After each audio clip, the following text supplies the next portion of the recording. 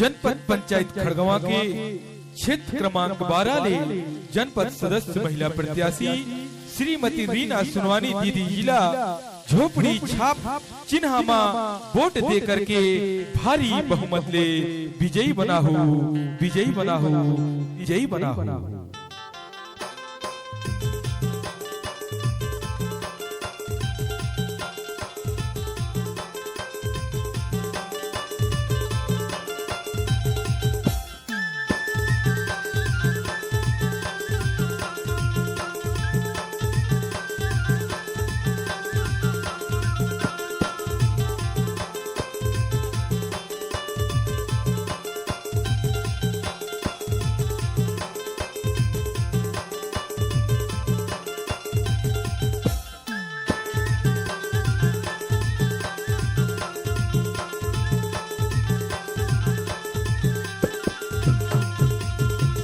तुमन वोट दिया संगी रीना सुनवानी लाना,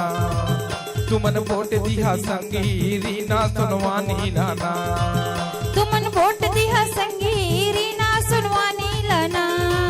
तुमन वोट दिया संगी रीना सुनवानी लाना, तुमन वोट दिया संगी झोपड़ी छाप चिन्ह माना, तुमन वोट दिया संगी झोपड़ी छाप चिन्ह माना, तुमन वोट दिया संगी झोपड़ी छाप चिन्ह माना, तुमन वोट दिया संगी झोपड़ी छाप चिन्ह माना। रीना सुनवानी लाना झोपड़ी छाप चिन्ह माना, रीना सुनवानी लाना झोपड़ी छाप चिन्ह माना, रीना सुनवानी लाना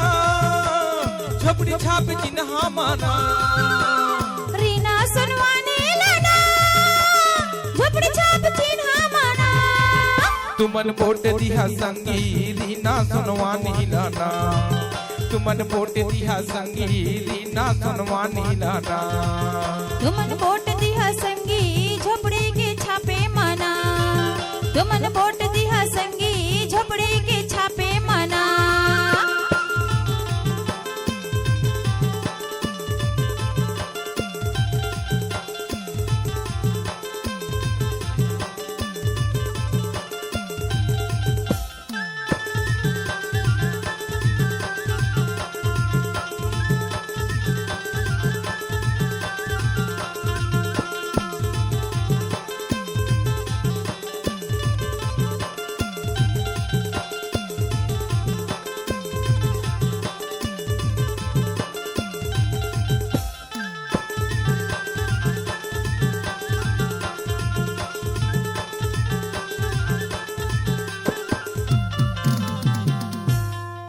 रीना सुनवानी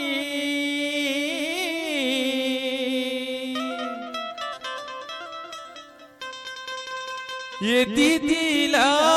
जीतैहा, झोपड़ी छापा मोहर लगा के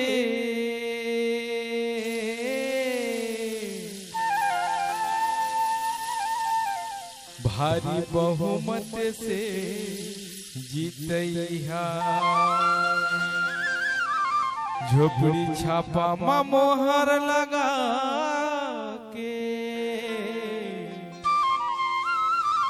भारी बहुमत ले जीतैहा।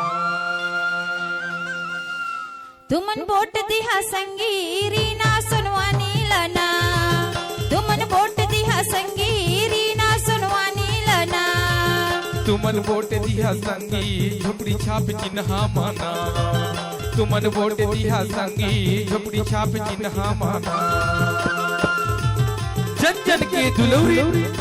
सुख दुख के रेंगैया रीना दीदीला भारी बहुमत ले जीतैहा, गांव गली के विकास करैया सुन लो संगी, सुन लो साथी, सुन लो संगी संगवारी भैया, झोपड़ी छाप, झोपड़ी छाप।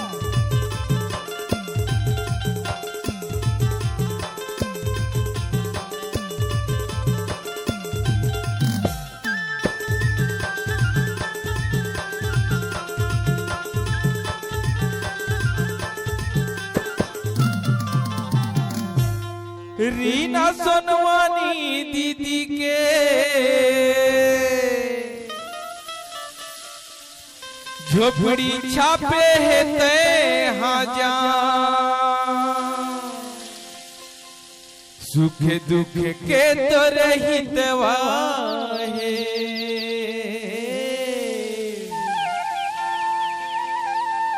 सब संगी सब मिता सुख दुख के ये हितवा है संगी संगवारी हम मिता तुमन बोट दिहा संगी रीना सोनवानी लाना तुमन बोट दिहा संगी झोपड़ी के चिन्हा माना तुमन बोट दिहा संगी रीना सोनवानी लाना तुमन बोट दिहा संगी झोपड़ी छाप चिन्हा माना रीना सोनवानी लाना झोपड़ी के चिन्हा माना रीना सोनवानी लाना झोपड़ी के चिन्हा माना रीना सोनवानी लाना झोपड़ी के चिन्हा माना रीना सोनवानी लाना झोपड़ी के चिन्हा माना तुमन बोट दिहा संगी रीना सोनवानी लाना तुमन बोट दिहा संगी झोपड़ी छाप चिन्हा माना तुमन बोट दिहा संगी रीना सोनवानी लाना तुमन बोट दिहा संगी झोपड़ी के चिन्हा माना